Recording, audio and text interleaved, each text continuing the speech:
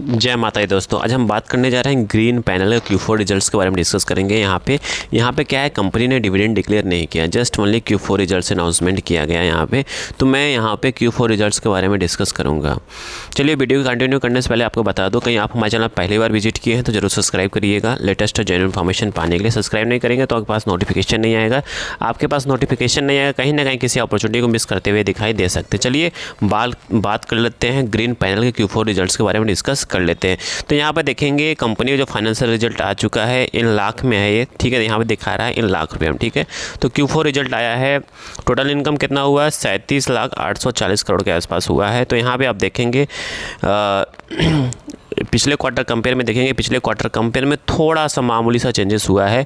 वहीं बात करते हैं Q4 रिजल्ट्स मतलब 31 मार्च 2024 के Q4 रिजल्ट से आप कंपेयर करेंगे, मतलब साल दर साल से कंपेयर करेंगे। उसके कंपेयर में आप देखेंगे यहाँ पे जो रिजल्ट है वो नंबर जो है कम आते हुए दिखाई दे रहा है। मतलब यहाँ पे जो रिजल्ट रेवेन्यू इनकम कह सकते हो गिरता हुआ दिखाई दे रहा है।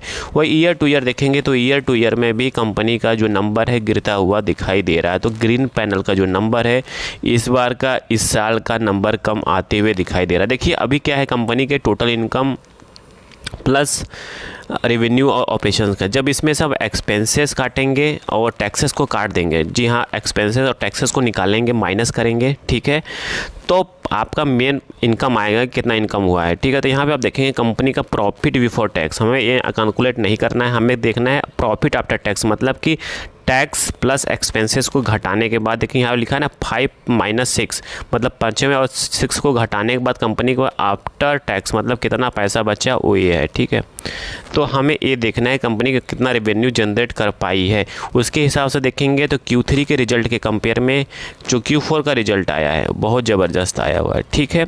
वहीं बात करते हैं पिछले साल के सेम क्वार्टर की बात किया जाए, 31 मार्च 2024 के क्वार्टर से बात किया जाए तो यहाँ पे 2980 है और यहाँ पे कितना है 2980, मतलब यहाँ से 1 से 2% का मामूली गिरावट सा देखने को मिल रहा है। वहीं ईयर टू ईयर देखेंगे तो ईयर टू ईयर में ज़बरदस्त गिरावट है। यहाँ पे ईयर टू ईयर में 50% से अधिक गिरावट यहाँ पे शो कर रहा है। जी हाँ, यहाँ पे जो गिरावट शो कर रहा है 50% से अधिक ईयर टू ईयर में गिरावट आ रहा है, ठीक है।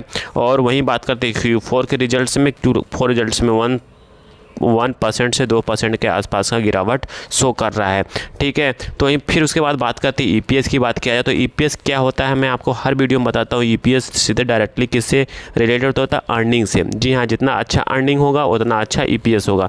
तो यहाँ पे भी देखेंगे EPS गिरता हुआ दिखाई दे रहा है। इस साल के जो इस बार Q4 का EPS 2.40 है, Q3 के EPS से अधिक है। बट वहीं बात करेंगे आपका साल दर साल से कंपेयर करेंगे, मतलब Q4 2024 से कंपेयर करेंगे, उसके कंपेयर में यहाँ -3 पॉइंट का डिक्रीज मतलब गिरावट देखने को मिल रहा है। वहीं ईयर टू ईयर में देखेंगे तो ईयर टू ईयर में भी गिरता हुआ दिखाई दे रहा है, जो नंबर है बहुत कम आता हुआ दिखाई दे रहा है। कहने का मतलब ये है कि इस बार का जो अर्निंग है बहुत कम है, ठीक है, रिजल्ट अच्छा नहीं है। तो कहने का मतलब ये भी है कि आने वाले टाइम में इस कंपनी के शेयर्स में भारी सेलिंग प्रेशर भी देखने को मिल सकता है, गिरावट भी देखने को मिल सकता है। अगेन यहाँ पे कोई बाय सेल का रिकमेंडेशन नहीं है, जस्ट एजुकेशन पर्पज से इन्फॉर्मेशन शेयर किया जा रहा है।